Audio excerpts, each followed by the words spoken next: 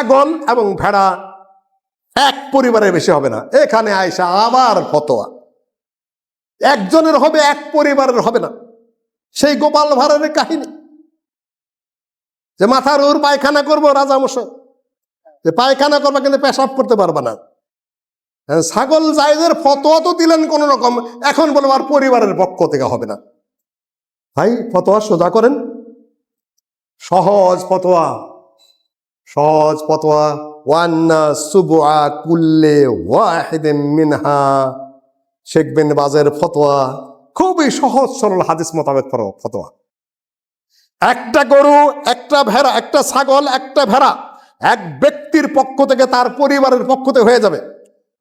আর গরু বা উটের 7 ভাগের 1 ভাগ এক ব্যক্তি এবং তার পরিবারের পক্ষ থেকে, দুইটা সমান। এক একটা এক এক ফতোয়ায় গেলে তো বিশৃঙ্খলায় পড়ে যাবেন। বিশৃঙ্খলা সৃষ্টি করার কোনো প্রয়োজন নাই। দলিলও সাপোর্ট করে না, বোধ শক্তিও সাপোর্ট করে না, সামাজিক বিধিবিধানও সাপোর্ট করে না। এগুলা সম্মানিত মুসলিমগণ, আরো স্পষ্ট হাদিস, আরো স্পষ্ট হাদিস আপনাকে দিচ্ছি।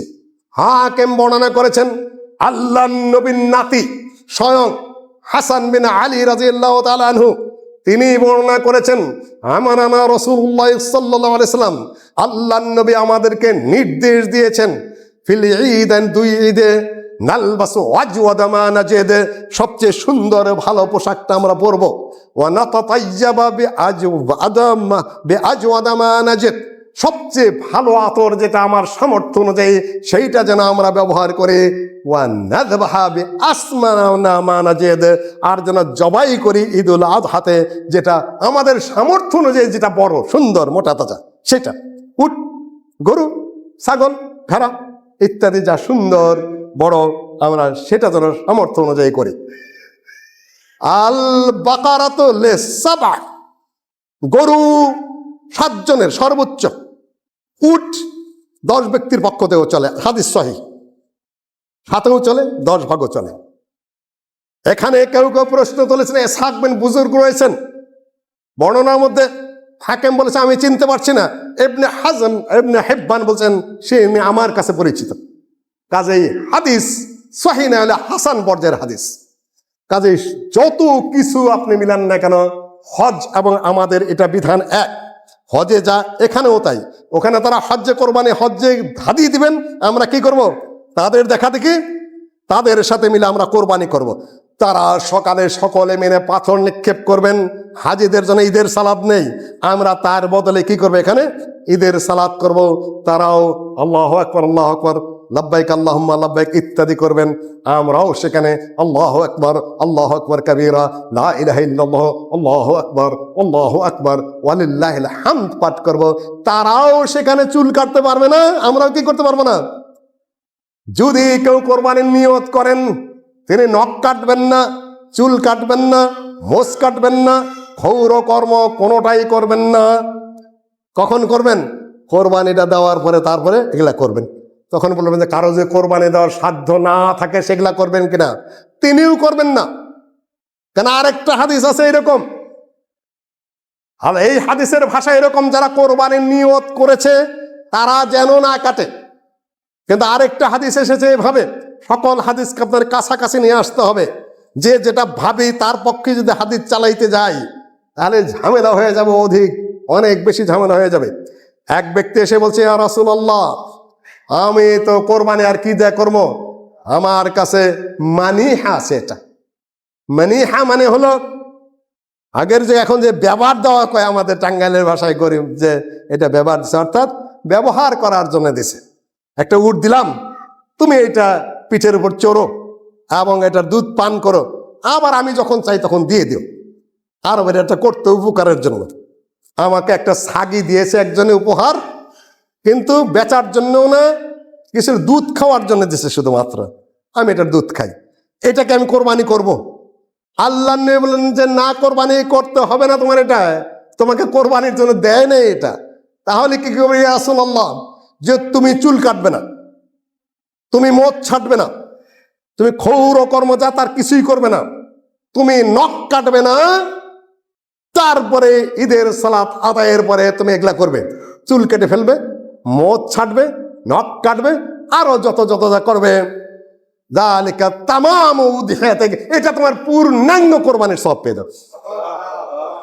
হাদিস প্রত্যাখ্যানযোগ্য না গ্রহণযোগ্য হাদিস, বিভিন্ন সাক্ষী দ্বারা গ্রহণযোগ্য। কাজেই যারা কোরবানি করতে পারছেন না, তারা যদি সওয়াবটা পেতে চান তাহলে লিখে দিবেন, ঈদের সালাত পড়ে এটা করুন। গরু দেওয়ার সাধ্য নাই, উট দেওয়ার সাধ্য নেই, ছাগলেরও সাধ্য নাই, তারপরে আপনার ভেড়ারও সাধ্য নেই। আপনি কি করবেন এখন? একটা হাদিসে এসেছে, এই যে জুমার হাদিসে, যে আগে আসবে তার সওয়াব কি? উটের। তারপরে সেকেন্ড টাইমে যে আসবে তার সওয়াব কি? গরুর। থার্ড টাইমে আসলে কি? ছাগল। ফোর্থ টাইমে আসলে তারপরে কি? ডিম। যদি কিছুই না থাকে চুপ করে বসে থাকবেন না, আপনি মুরগি কিনবেন, হাঁস কিনবেন, আল্লাহর নামে ওটাই দিয়ে দেবেন, যেহেতু এখানে ইঙ্গিত আছে। পূর্ণাঙ্গ কোরবানি যেটা ওইটা ওই হিসাবে হবে না, কিন্তু আপনার সিম্বল হয়ে যাবে, যেহেতু হাদিসে ইশারা আছে। করে ফেলবেন, যেহেতু ইশারা আছে হাদিসের মধ্যে। সহজ তরতিবে এটাই। আমি কেন বঞ্চিত থাকবো? মনের মধ্যে একটা খুঁতখুঁতি থাকে, আল্লাহ আমার সাধ্য নাই, আমি কি কিছুই পারলাম না। আপনি করে দেন, কিন্তু ওই যে ওই মাপের হবে না, ওই আপনার ফরজ না। কিন্তু আপনি কি, আপনার করার পথ খুলে রেখেছে আল্লাহ, আল্লাহ নবী সুযোগটা দিয়ে দিয়েছেন, তাও পারলেন না। আল্লাহ শুধুমাত্র নওয়াকাম মোসের সুযোগটাও রেখে দিয়েছে। সওয়াব থেকে কেউ বঞ্চিত হবেন না এই দিনের ব্যাপারে। সম্মানিত মুসলিয়ানগণ, এই 10 দিনের আমল, যে 1 মিনিটের মধ্যে আমি আপনাকে ক্লোজ করে দিচ্ছি। 10 দিনের আমল হলো অনেক সওয়াবের কাজ।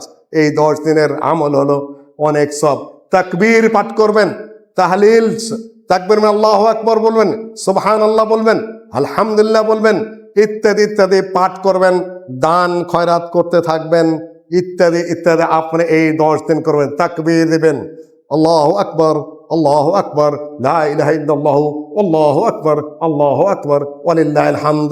দলিল যদি সব একত্রিত করা হয়, তাহলে আজকে তো 29 তারিখ, আজকেই কিন্তু আপনারা দাড়ি, চুল, মোষ, নখ কেটে ফেলবেন। 10 দিনে যা বড় হয় হবে। আবার ভুল করবেন না, কালকার পর থেকে কিন্তু কেউ কাটতে পারবেন না। অনেক সময় ভুলে যাবেন সবাই, খেয়াল করে দিচ্ছি, আমরাও বলে যাই, তখন নখ চুল দেখা যায় অনেক বড় হয়ে গেছে। যারা চান কেটে ফেলবেন, আজকে চাঁদ ওঠার সম্ভাবনা আছে। কাজে আপনারা আজকের জমা থেকে গিয়েই মোচ ছেটে ফেলবেন, চুল কাটতে চুল কেটে ফেলবেন, নখ কেটে ফেলবেন। আপনারা এটা করবেন। আরাফার দিনের সিয়ামের ফজিলত এত, অতীত 1 বছর, সামনের 1 বছরের কি গুনাহ মাফ হয়ে যাবে। সম্মানিত মুসলিয়ানগণ, কোরবানির এই বিধি বিধানগুলো আপনারা ইখলাসের সাথে, আন্তরিকতার সাথে, তাকওয়ার সাথে আমরা সবাই পালন করব। আল্লাহ আমাদের তৌফিক দান করুন। আল্লাহুম্মা আনসুর মান নাসারা দীনা মুহাম্মাদিন সাল্লাল্লাহু আলাইহি ওয়াসাল্লাম ওয়াজআলনা মিনহুম।